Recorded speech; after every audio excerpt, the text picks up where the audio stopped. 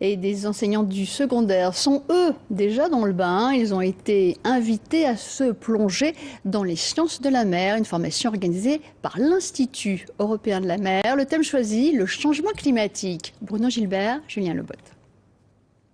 Des vacances écourtées pour une cinquantaine d'enseignants venus de toute la France. Répartis en ateliers, ils apprennent par exemple comment sont organisées les expéditions scientifiques en région polaire. Des professeurs qui ne craignent pas de s'enfermer dans une salle sombre alors que l'heure de la rentrée n'a pas encore sonné. Par moment, au niveau de l'enseignement, il y a un petit peu un côté routinier, enfin...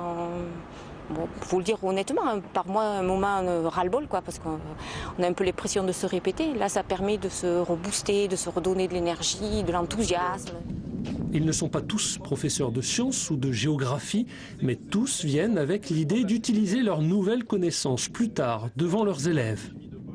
Je suis dans un lycée technique, donc je travaille avec les premières et les terminales STI 2D, donc en lien avec tout ce qui est développement durable.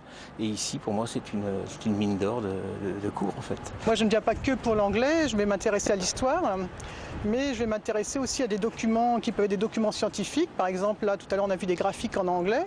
Eh bien, on peut très bien travailler la grammaire.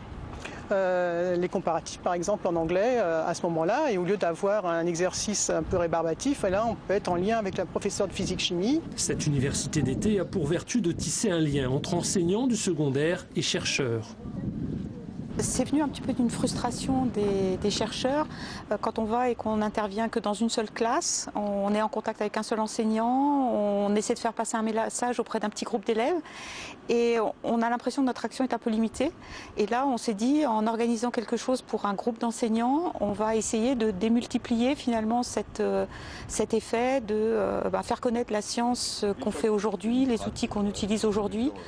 Le thème choisi pour cette seconde édition, thème d'actualité, le changement climatique, pourrait bien nourrir bien des discussions dans les salles de classe.